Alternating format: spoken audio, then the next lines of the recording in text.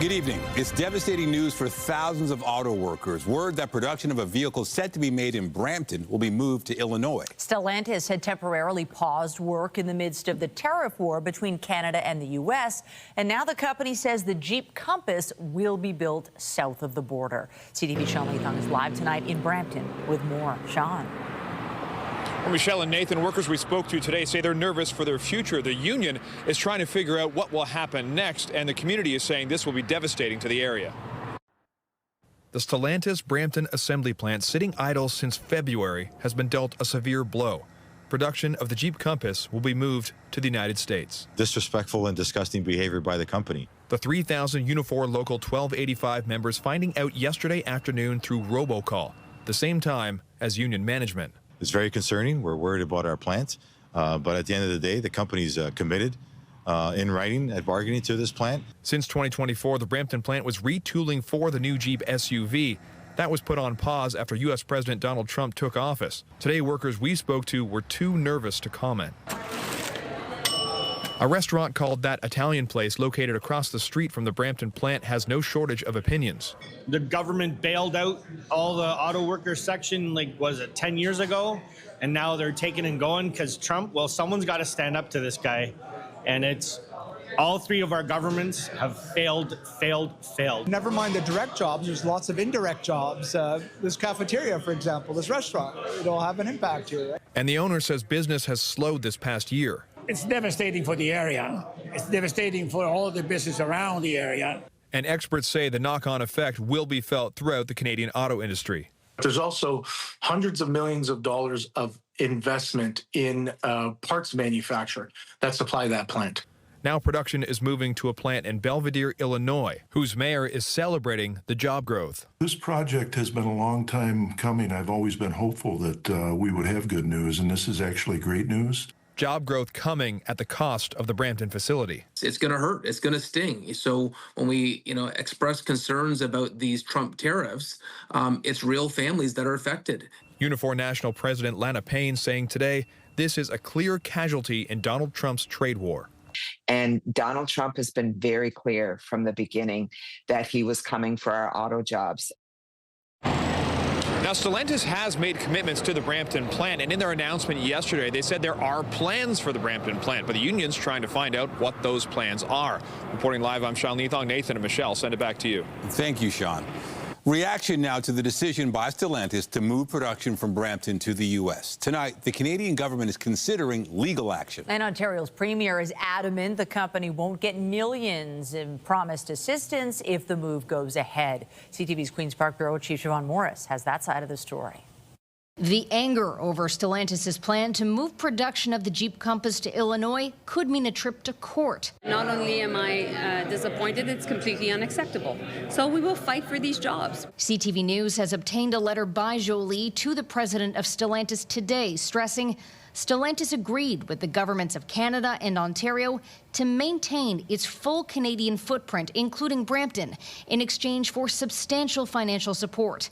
Anything short of that commitment will be considered a default under our agreement. We will make sure that we push the company and we hold them to account. Ontario's promised more than $500 million to help Stellantis modernize its plants in Brampton and in Windsor. I'm not going to give them a penny because it was tied in to making sure Windsor and keep Brampton going. There are billions more on the table between Ottawa and Queen's Park to fund an EV battery plant in Windsor.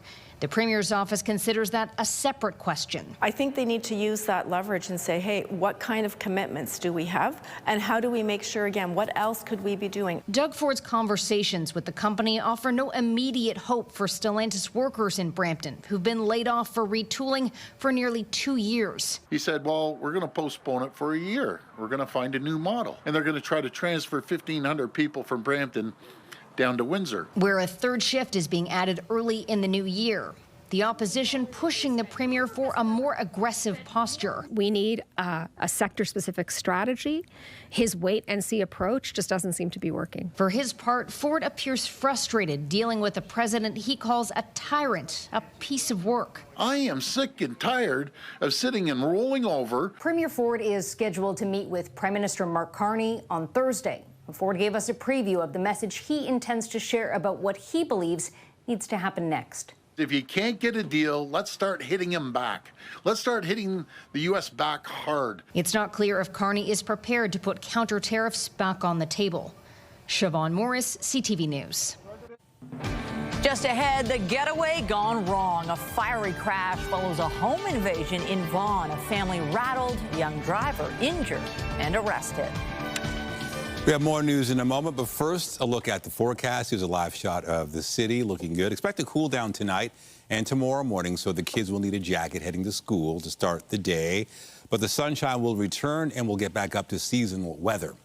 Let's bring in Lindsay Morrison with a look at the current conditions. Hey, Lindsay. Hey, Nathan. Yes, it is going to be a bit of a chilly night tonight, and not just some extra layers needed for tomorrow morning, but we've also got the risk of some frost. We'll get to that in just a moment. First, it is 14 degrees. It's been a seasonal, very lovely day in southern Ontario. Lots of sunshine. We do have a northerly wind, though, and it's a little breezy. On the satellite and radar, mostly sun, some cloud in the mix, but again, a lot of that cloud cover did clear. Here's a frost advisory that's been issued by Environment Canada. It's mainly for the west end of the GTA and pockets of Niagara region. We'll show you just how cool temperatures could get through the night tonight. But first, let's take you to Seattle. Big game happening. Game 3 with the Jays taking on the Mariners. And today, tomorrow, and Friday, the forecast looks pretty good. We'll talk a little bit more about this coming up. For now, though, Michelle and Nathan, over to you. Thank you, Lindsay. Yes, we're just a couple of hours from Game 3 of the American League Championship Series. And for the Blue Jays, it is getting close to do-or-die time. The team lost the first 2 games here at home and now find themselves on the road in Seattle,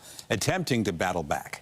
CTV's Raheem Ladani is live tonight on the field at T-Mobile Park as game time approaches. Raheem, are you seeing any Blue Jay fans there? Oh, Nathan, we're seeing more than a few Blue Jays fans. Behind me, the Jays players are on the field right now, taking some batting practice, fielding some ground balls. But I want to introduce you to a few of the friends of mine here. Ladies and gentlemen, we are live on CTV Toronto. How are we feeling about the Blue Jays? Come on over here. Tell me where you're coming from and how you feel about the Jays in Game 3. Victoria, BC, go Harbor Cats, and I think the Jays, we're going to see a long series here, and it starts tonight. Is there any trepidation that the Jays are down 2-0, or do you have confidence that they can rebound? Nope, they've been coming back all year, and tonight is our game. Go Jays! What do you think? I think they're going to come back and win the World Series. I like that optimism. Let's go over here a little bit. You know, we've been talking with a lot of Mariners fans, and some of them say, we don't love the blue and white being here. What's your response to that? Well, we are here, and we love being here. Yeah, we're going all the way, baby. How was the drive? Where are you coming from? Southern Alberta. Southern Alberta. Okay, so tell me, why did you want to make the commitment to come down here? It was a 2-hour flight from Great Falls, so we jumped across the border and came. Worth it already? Definitely. I got to go. Before we go, I got to come talk to a super fan right here. Why are you so optimistic about the Jays, and what is it about this team that you love? Because they're amazing! The best team ever! There we go. We got a lot of Jays fans. The gates opened about a half hour ago, and they keep coming in. So if there was any concern that those wouldn't come here for whatever reason, those can be put to rest. It's going to be a full house here. And one lineup note, Anthony Santander is back in the lineup for Game 3. John Schneider moving him up to the cleanup spot. The message there is clear. The Jays need some big hits tonight. It's gut check time tonight. They need to win this. It's not an elimination game, but it certainly feels like it. And if you ask any of these individuals over here, the Jays are going to deliver. Reporting live in Seattle, Raheem Ladani. I'll send it back to you. Hope they're right. Thanks, Raheem. Well, still ahead, heading back to campus. Thousands of striking Ontario college support workers reach a tentative deal after more than a month on the picket line. But first, today marks the beginning of a months-long slowdown for people using the Don Valley Parkway. The exit to Richmond Street is now closed for repair work, and that will mean traffic tie-ups and longer commutes for many. Our Beth McDonald is live tonight above the DVP. Beth, what's the situation at this hour? Michelle, no one I spoke with today was pleased to learn about another construction project, another road closure. Here's a look at it right now. This is the Richmond Street off-ramp from the DVP. It has been shut down. The city says it understands the frustrations around this, but is undertaking unprecedented infrastructure renewal around the city. Drivers, already frustrated with Toronto's slow traffic, have a new and major closure to contend with. That's very awful. I don't like it. And nobody likes it. Please stop. The Don Valley Parkway's Richmond Street off-ramp has been shut down until spring. It's a main artery into the core, with traffic now being diverted so crews can repair 4 bridges and elevated roads around Eastern Avenue and Adelaide Street. Well, it will make it worse, of course, because like before it's that crazy, but now it's really crazy. The city says the work will ensure the infrastructure meets today's standards. And to safely fix the ramp, there will be further road and traffic impacts beyond the off-ramp's closure in the area. This includes closing an eastbound lane on Eastern, reducing Richmond to one westbound lane at Eastern, and intermittent overnight lane closures on the DVP. Motorists are told to expect delays and plan ahead. If you can take transit, using the apps as well too to sort of navigate the area. But the key thing is that we've done within this plan pretty much anything we can to try and help mitigate the impacts of that congestion. However, some believe the city could have better mapped out the project. Better planning and a bit more staggered approach would always be better, especially with returning to work for 5 days almost mandated. They should have given us more notice on the shutdown. That was the big thing. The lack of infrastructure planning by the city is clearly evident now, and I'm not sure how they're going to overcome this problem by the time FIFA gets here in the spring. The city says to accommodate traffic volumes during FIFA, project schedules have been accelerated through extended work hours with the ability to go 24/7, additional crews, and winter construction. To access downtown during the Richmond off-ramp closure, drivers can go west by taking Lakeshore via Don Roadway or via the Gardner Expressway's Sherbourne or Yonge off-ramps. The latest detour, another part of the daily commute. To minimize disruptions, the city says it is monitoring traffic cameras and using traffic agents at key intersections. The city says these repairs are essential, and it has carefully coordinated construction when it's on the DVP, Lakeshore, and the Gardner. Reporting live, I'm Beth McDonald. Michelle, back to you. Road work is never fun. Thank you, Beth. Well, police in York Region are investigating after an early morning home invasion ended with a serious crash. It began when 3 suspects broke into a home and ended when one of them crashed their vehicle trying to get away. CTV's Allison Hurst has the details. Mangled and burned. A pickup truck that smashed into this concrete fence used as a getaway car from a home invasion nearby. Very scary. It happened around 4:30 this morning. Fortunately, no one was injured inside the home, but there were children there at the time. I spoke to them very briefly. They're okay. I'm sure they're a little shaken up because, I mean, they have 2 small kids. This is in the area of Teston Road and City View Boulevard in Vaughan. At least one of the suspects fled in the homeowner's vehicle. They had their own vehicle too, a Hyundai pickup truck, which is the one that crashed. Is believed to be the vehicle that the suspects arrived in at this home invasion. The driver, a youth, suffered serious leg injuries. He was taken to hospital and arrested. Police believe 2 other suspects fled the crash. Despite an extensive search of the area by multiple police units, multiple police officers both in uniform and plainclothes, and our canine unit, we were unable to locate the remaining 2 suspects. Christina Chiafalo says it may be time to start talking about hiring private security to patrol their streets. We're trying to take precautions and doing, what was reported and what people have been saying, but it seems like it doesn't matter. They still have their way around everything. This comes one day after Mayor Stephen Del Duca announced plans to ask council to install 10 new CCTV cameras that read license plates and detect gunshots. Something this neighbor, who didn't want to be identified, says could help. I think any measures being taken would be helpful at this point. But the main root cause of this problem is the soft punishment of allowing these repeat offenders to do what they're doing. In a statement posted to social media today, Del Duca says in part, and so I've asked the Integrity Commissioner to investigate whether there's conflict of interest. Piccini has said he paid his own way. Ontario's premier still supporting the fund, which has given money to an animal hospital, a network of bars, and a casino. I think that's one of the best programs. We've trained over 700,000 people, not just in skilled trades, but in healthcare as well. Implying the fund's critics are backing the wrong horse. John Woodward, CTV News. In the Middle East, Israel says the Red Cross has received the remains of 2 more hostages that were to be returned from Gaza under terms of the current ceasefire agreement. But the military cautioned the identities had yet to be verified. 4 other bodies were returned overnight, but Israeli authorities said one was not that of a hostage. 4 bodies confirmed as hostages were also repatriated on Monday. Today, Israel's defense minister instructed the military to prepare a comprehensive plan to defeat Hamas in Gaza if the war is renewed. And in the Gaza Strip, the health ministry says it has received 45 more bodies of Palestinians from Israel.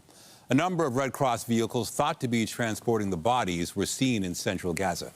They were heading towards a hospital in the southern city of Khan Yunis. So far, a total of 90 bodies have been returned. Israel's expected to hand over more bodies, but officials have not said how many are in their custody or how many will be returned. Trucks loaded with aid were seen moving across the southern Gaza Strip today. The Egyptian Red Crescent said at least 400 vehicles carrying food, fuel, and medical supplies were bound for the territory. Meanwhile, Israel has resumed preparations to open the main Rafah crossing. It had threatened to continue barring entry, saying Hamas was returning bodies too slowly. An Israeli official said that 600 aid trucks would go in. The United Nations says 600 is a good base, but not enough to meet the scale of need. Defense Minister David McGuinty attended a NATO meeting in Brussels as the allies seek to bolster support for Ukraine. McGuinty spoke beforehand, outlining what Canada is doing as a member of the alliance. To indicate Canada's commitment to the 2% target, a target we will meet 5 full years ahead of schedule as we rebuild, rearm, and reinvest in Canada's Canadian Armed Forces. We're investing in our people, we're investing in our bases, we're investing in our equipment. But I want to also make it very clear, Canada is fully committed to the alliance. Canada is fully committed to Ukraine. And I'm looking forward to today's discussions. I think they will be productive at an important moment. There's been a sharp drop in deliveries of weapons and ammunition in recent months to Ukraine. Kyiv says it will need between $12 and $20 billion worth of military aid next year as part of a new NATO initiative to purchase U.S. weapons. Germany pledged more than $2 billion today. Back here at home, the Little Canada attraction in downtown Toronto is growing with the addition of Canada's 3 territories. For those touring the attraction, it's not just about the look, but also the feel of the North. CTV's Jessica Smith explains. The true North Strong and Free in miniature just got a major addition.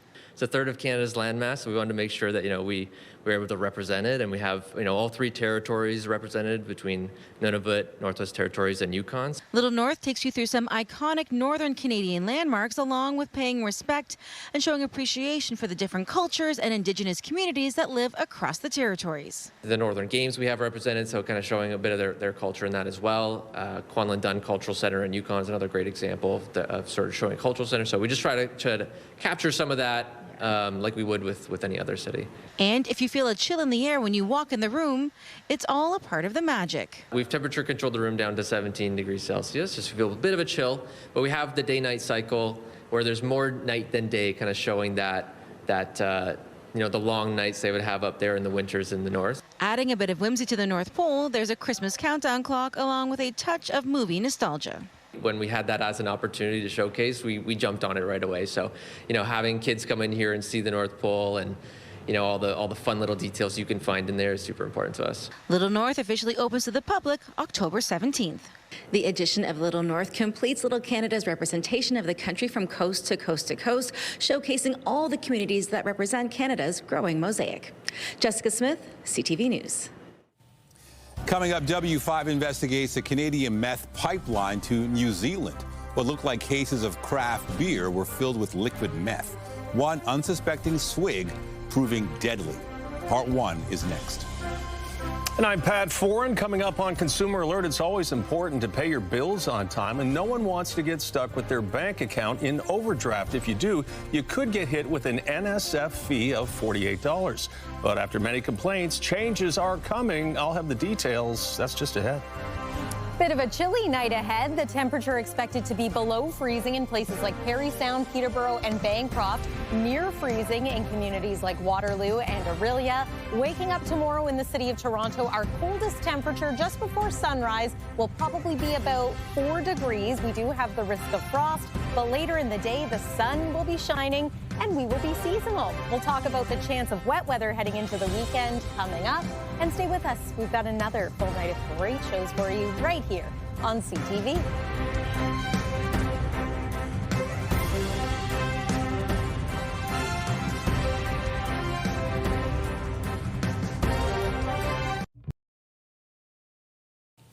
Well, if you pay a bill and there's not enough money in your account to cover a transaction, you could get hit with a non-sufficient funds charge known as an NSF fee. The fees have been a major cause of frustration for some because even if your account is $1 short, you could have to pay a $48 penalty. Here's Pat Foran and Consumer Alert. Pat. Thanks, Nathan and Michelle. The fees have been a sore spot for many lower-income Canadians who occasionally have their accounts dip into overdraft when paying their bills. But a $10 cap is coming, although the change won't take effect until March of next year. I think that I'm not the only one that's dealing with this. Elvira Townsend of Surrey, BC, says she always tries to pay her bills on time, but recently her bank balance dropped to minus $9. She was immediately charged an NSF fee of $48, putting her account $57 in arrears. I was very stressed out because I'm on disability and right now money is very tight. Townsend says she applied for overdraft protection in the past, but her bank denied her because she had a lower credit score. I know there's a lot of people struggling. I'm struggling, and that $48 is a lot. Currently, Canada's major banks charge $45 to $48 per NSF transaction. The charges have helped banks profit billions of dollars since they were first implemented. These fees tend to hit the people who can least afford them. Changes to the fees will happen March 12th of next year. There will be a $10 cap on NSF fees. Banks can't charge more than one NSF fee within 72 hours. There can be no NSF fee if an account is short by less than $10, and banks must alert customers and give them time to deposit funds before charging an NSF fee. The Credit Counseling Society says 34% of Canadians are charged with at least one NSF fee each year. We're talking about over $600 million worth of money staying in people's pockets, so it's pretty huge. This is something positive. Acorn Canada, a group that advocates for low and moderate income people, has been fighting for the reforms. Well, it says lowering the fees from $48 to $10 is a good start. It says Canadian banks should follow the lead of American banks. Many have scrapped NSF fees altogether. It should be taken off completely, like they did in USA. And the banks are still going. The banks are still making profit. Townsend is hopeful more changes can be made to help her and others be eligible for overdraft protection. And if you get hit with an NSF fee, you can ask your bank for one-time forgiveness. Some will grant it. Also, if you're going to be late with any payment, call ahead and let them know. This could help keep your credit in good standing. On your side, I'm Pat Foran. If you have a consumer story idea, email us at alert@ctv.ca. Well, right about this time last night, we were admiring the beautiful sunset, and then we have another one. Not a bad day at all. The sun really came out, a little fresh, but this is what you'd expect. Yeah, especially for this time of year. What stuck out for me is the forecast here is almost identical to Seattle. Yeah, it's interesting. And I think both here and in Seattle, we're used to seeing, rounds of rain in the fall season, maybe some cooler temperatures. But I think we'll take this, even though it was cooler today than it was yesterday in the city of Toronto. This was a quintessential October day. Lots of sunshine, comfortable conditions, and Seattle looks pretty good for the next 3 days. And we say that because, we're hoping that there's going to be 3 games here.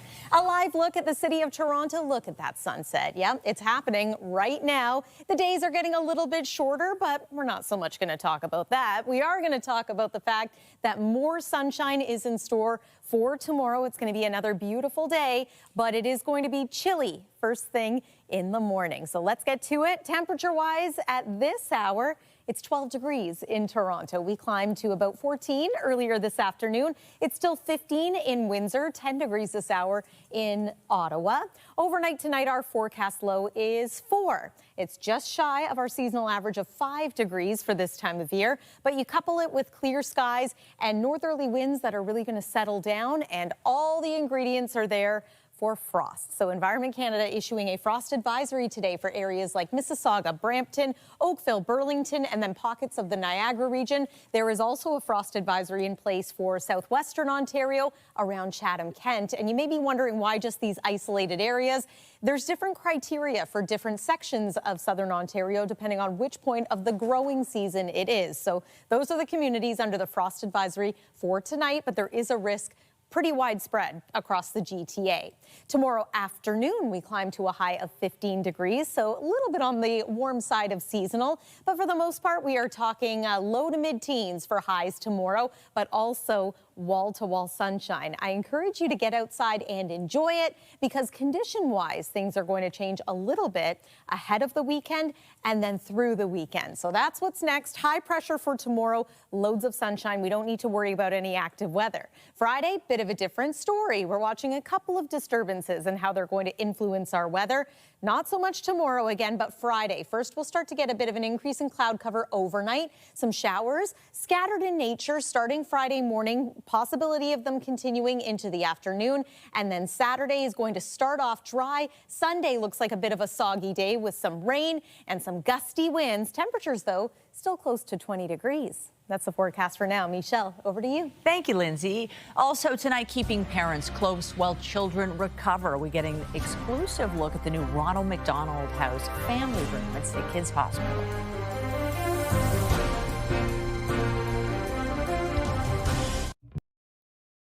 Turning now to a new W5 investigation that begins with a shocking revelation. Canada is the biggest drug exporter of meth to New Zealand. In part one, Avery Haynes investigates how the death of an innocent young man in Auckland exposed the Canadian cartel pipeline. At a storage unit in Auckland, New Zealand, a man carries out cases of beer from Canada. Just days later, an innocent victim would die from that beer. My brother was charismatic, the life of the house. 21-year-old Aidan Segala lived with his sister Angela and brother-in-law Billy in Auckland. One day, Aidan came home with free beer that his boss had given him. He took one gulp. He was screaming out, I want my mom, I want my mom. I'm dying, I want mom. I say, Mom! And I say, here, I'm here. I'm here. Son, I'm here. Rushed to hospital, Aidan spent 6 days in a coma. He died of multiple organ failure from a lethal dose of methamphetamine, an illegal and highly addictive synthetic stimulant. Aidan's brother-in-law started dumping out the cans. Some were filled with beer, but not all. And I was like, hey, wait, this looks like liquid glue that's coming out of this can. Police raided the rented storage unit where Aidan's manager had been captured on camera removing cases of beer. An officer videotapes and describes the staggering scene they found inside. It was very confined. I could barely walk around. Towering pallets of beer made in Canada, complete with the Maple Leaf logo, and white crystals blanketing almost every surface. Buckets of it. 700 kilos of liquid meth being crystallized. You have the right to remain silent. Aidan Segala's manager, later convicted of manslaughter, was getting rid of the excess beer, not knowing some cans still contained meth. New Zealand is in the midst of a meth crisis, and shockingly, Canada is fueling that addiction.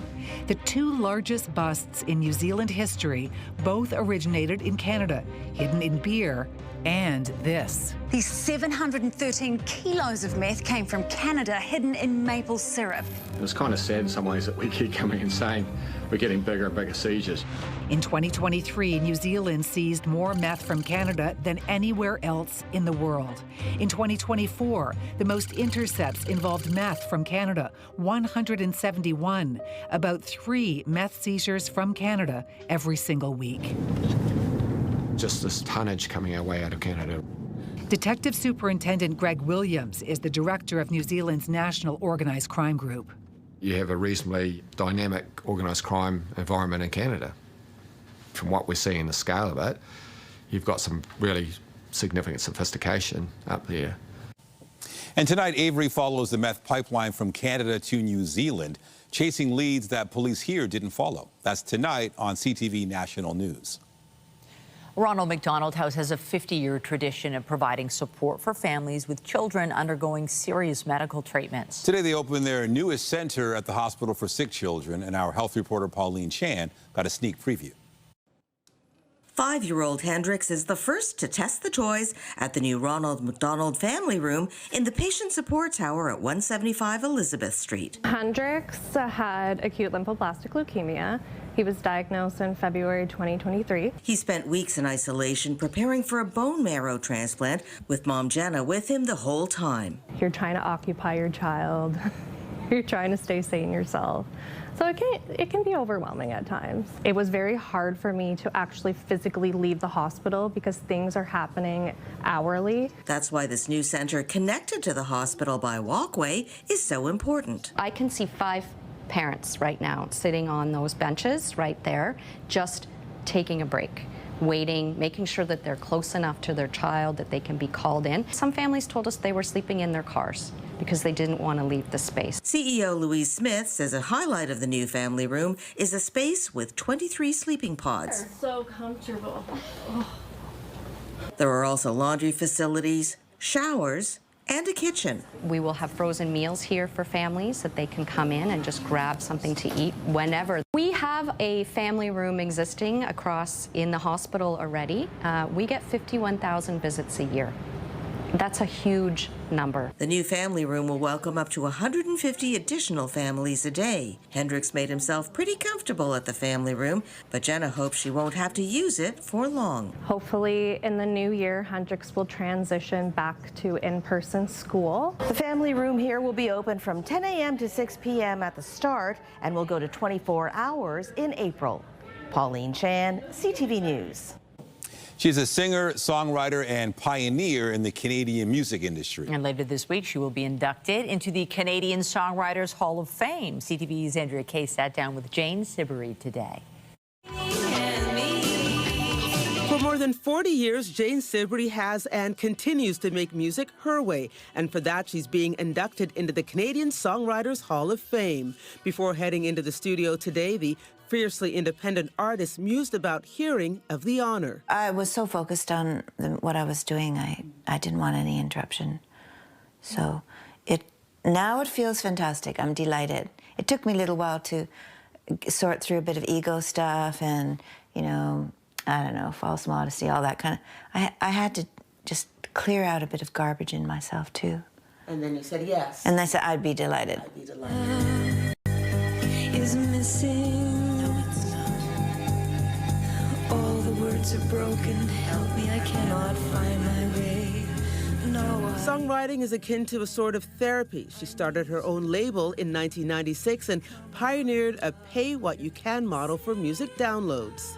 I don't know, I find life really, often it's been super difficult and dark, but then I can put that into songs too, you know, and look for where the crack might be, so to speak.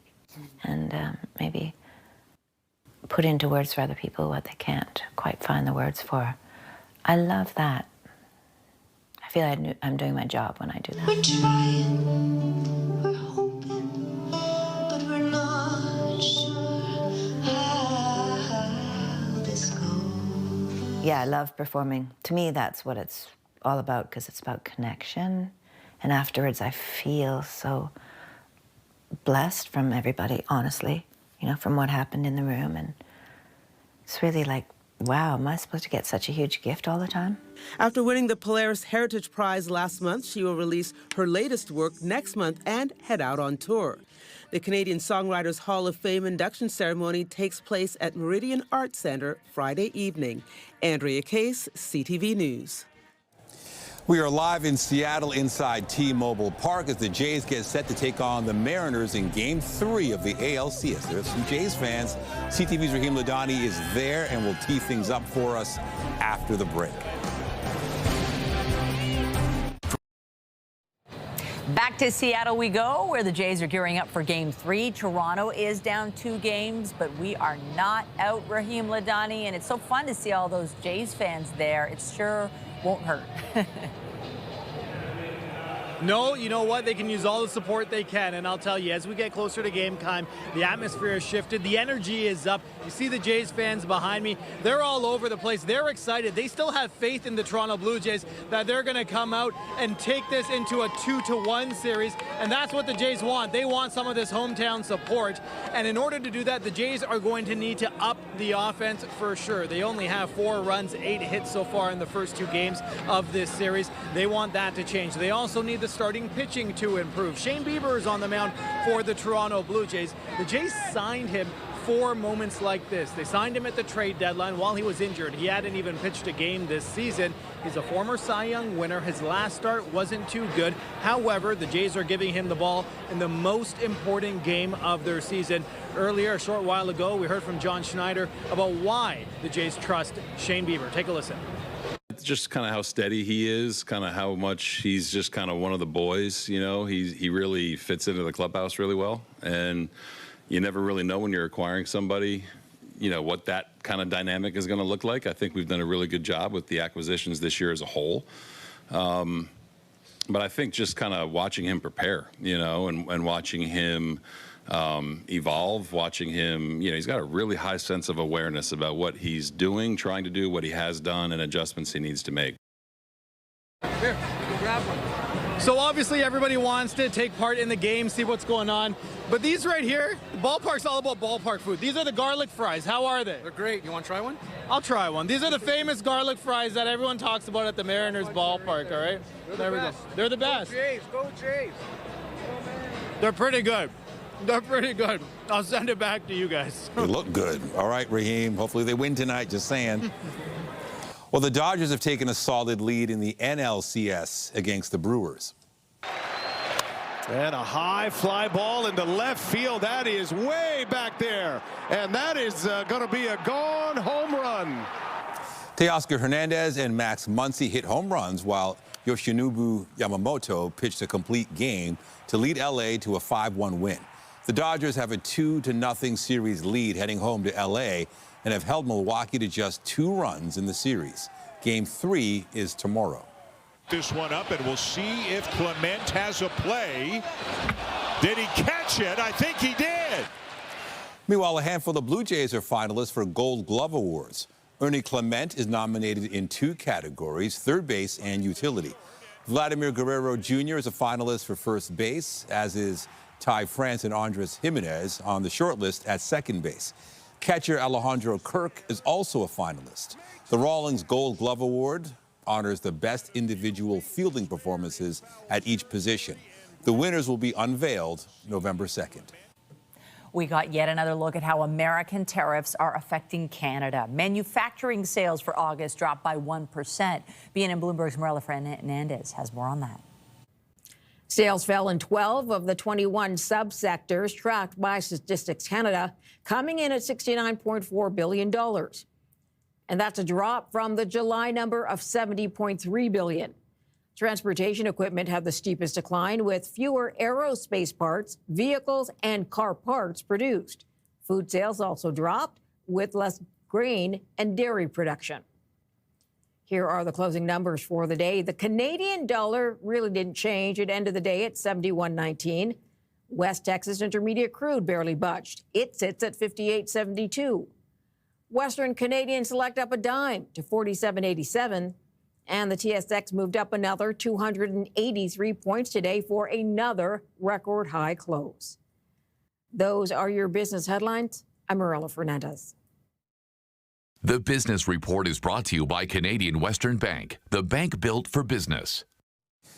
Just ahead, he lost his luggage but found his purpose, stuck with only the flowery shirt on his back. How a man was inspired to turn a fashion faux pas into a force for good. We'll explain.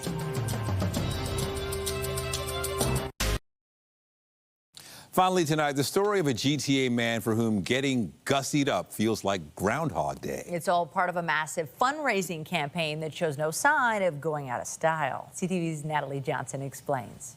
This is where it all started with the funky flannel flower shirt. It all began 3 years ago when Nick Regina lost his luggage on a trip to Texas and found himself with only the shirt on his back. I don't regularly wear those types of shirts. I don't know what got in me that day, but that was the day I was wearing it. We're going to see how the flower dress shirt holds up. Instead of getting hot under the collar, Regina rolled up his sleeves. I turned the camera around and I had fun on Instagram with the audience, and I said, hey guys, I'm not going to take this shirt off until my luggage gets here, and you could dare me to do whatever you want me to do in it. We're going to the pool. Guess what I'm wearing? So began 3 days of flowered flannel fundraising. Fully committed to the shirt. Collecting donations for the Canadian Cancer Society in exchange for daring to wear this same shirt for every activity. Is that the outfit from the pool? Yeah. Wow. For 3 days we were having a lot of fun with it, and then my luggage finally arrived, and everyone didn't want me to change, right? So I said, okay, I'll run the campaign for 30 days. An annual tradition was born. The funky floral shirt morphed into something a bit more corporate, and Support the Blazer began. Year 3, we raised $102,000 for Waves of Changes for Autism, and I wore the 101 Don Cherry blazer. Each year now, the same outfit of the day, every day, for 30 days. A social media stunt that brings in not just laughs, but thousands of dollars for local charities. It's really helped to advocate for our mission and be able to expand support to help families through their child's medical journey. Raising funds is very difficult, and so having the opportunity to be affiliated with this great organization is incredible. This is this year's blazer. This year, for the first time, Regina is joined by 65 others dressed in their best, also wearing the same blazer day after day. Why not, right? We're just spreading love, raising awareness, and raising money for people that are in need. With $250,000 raised already this year, the Blazers are bringing in big bucks. This is where this blazer will go in this glass case. Fashion-forward fundraising. It all began with an off-the-cuff laugh over lost luggage. Natalie Johnson, CTV News. All right, creative and for a good cause. We got to get you to wear the same blazer. You want to see me doing that? No. No thanks, that won't be me. You can just donate. Weather-wise, okay, bring us home. Okay, we've got a frost advisory in place for parts of the GTA tonight, specifically the West End and into Niagara. Here's one more look at what that looks like. And I want to take you one more time to Seattle because, yes, all eyes are on this city for the ALCS game tonight. Hopefully a game tomorrow and the day after that as well. There will be one tomorrow. Here's tomorrow at a glance for us here in Toronto. 15 degrees and lots of sunshine. And then the 7-day forecast, chance of showers for Friday. And then windy, wet weather into the day on Sunday. Nathan and Michelle. Thanks, Lindsay. That is it for us, but you can join Omar Sachedina tonight at 11 for CTV National News, followed by Zoraida Allman with your next local newscast at 11:30. Meantime, our coverage continues anytime on CP24 and at ctvnewstoronto.ca. For Lindsay Morrison and the whole team here at CTV News, thanks for watching. Have a great night.